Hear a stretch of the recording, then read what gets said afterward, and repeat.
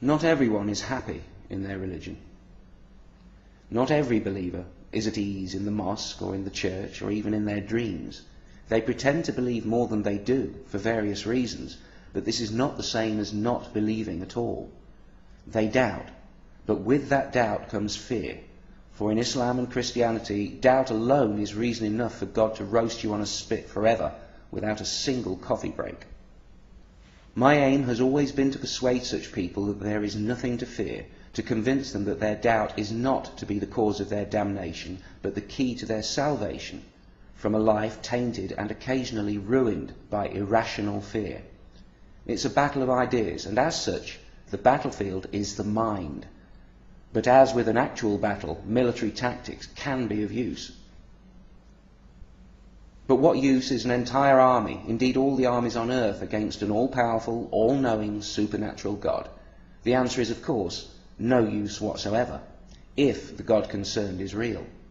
But even if the God isn't real, an army is still no use. No weapon is of any use. But that doesn't mean that you're unarmed. Far from it. Though there are those who will try to persuade you that this is the case. One of the prime functions of religious scripture is to convince you that you are powerless. But, as with so much that religion has told you, this is the opposite of the truth. Before you and within you, there is an array of effective weaponry: knowledge, curiosity, courage, logic, rationality, not to mention the keyboard and computer that give you access to the largest library ever known, the internet. You are not unarmed. You're armed to the teeth. You just don't know it.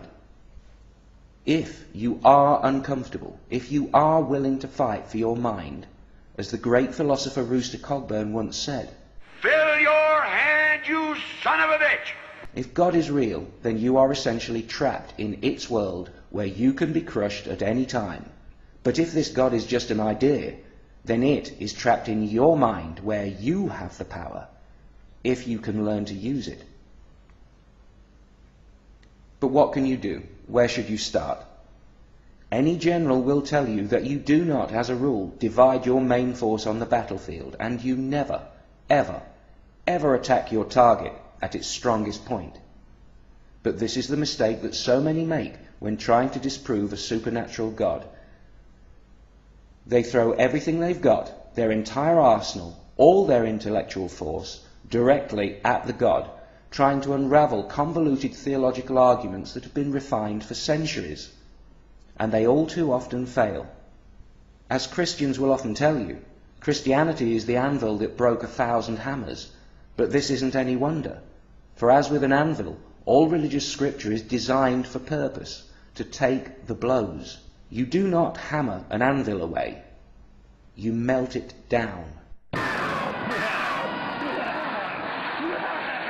Do not make the mistake of directly attacking the supernatural God you wish to escape.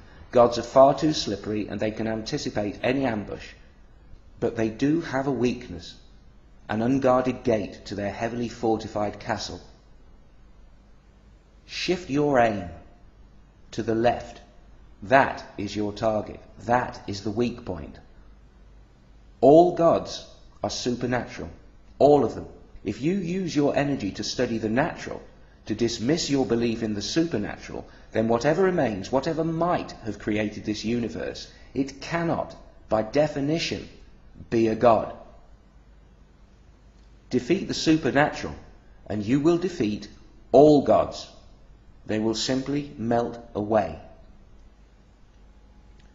The supernatural and the paranormal cannot bear close scrutiny.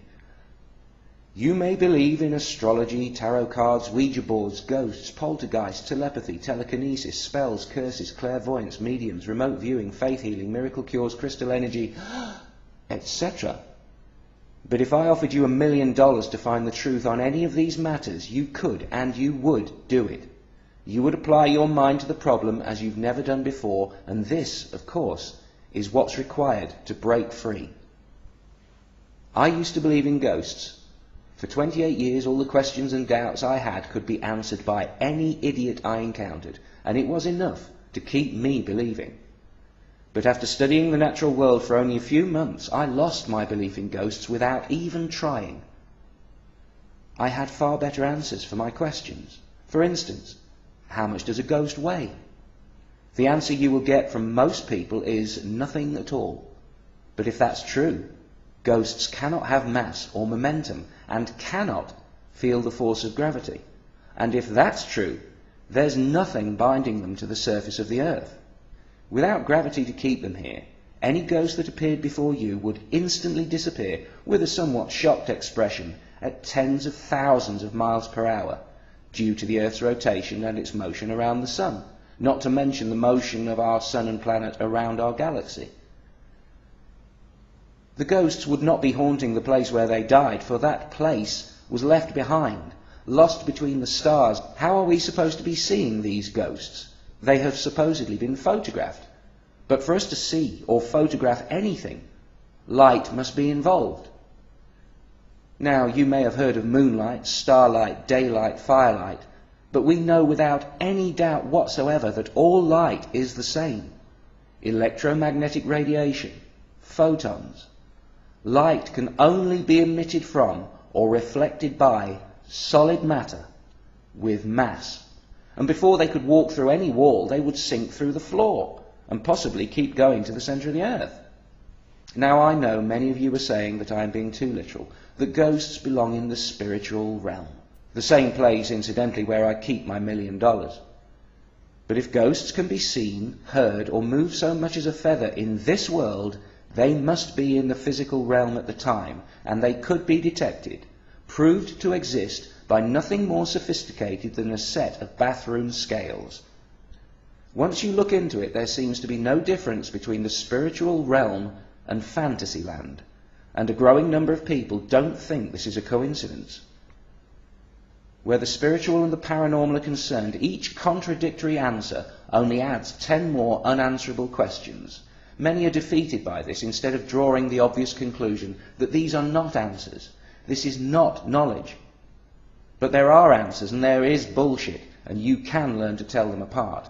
Seeking advice from someone who is profoundly ignorant is like asking your dog what's on TV tonight. You might ask, and the dog might bark a reply, but you will have learned precisely nothing. Squirrel! Do your own experiments. If you had a grandfather called Zachariah, who died from a bolt of lightning, go see a medium and see for yourself how many guesses it takes the medium to even land on a Z, let alone the cause of your grandfather's demise. Enjoy it. Watch them squirm. And when the medium says the spirits don't always answer, tell them that's fine, because you don't always pay. Whereas if an analogy could be drawn to science on this matter, science could provide you with your grandfather's full name, address, date and place of birth, family tree, phone number, the time and place of his death, and the voltage of the lightning bolt that got him. The religious will show you an empty boxing ring and tell you that there is an invisible, 20-foot-tall, bare-knuckle prize fighter in that ring waiting for you. No sane person would get in the ring if they even half believed it, but look closely, look at the ring. It's empty. Who would be afraid to enter an empty boxing ring? Unless, of course, they're afraid that the ring is empty.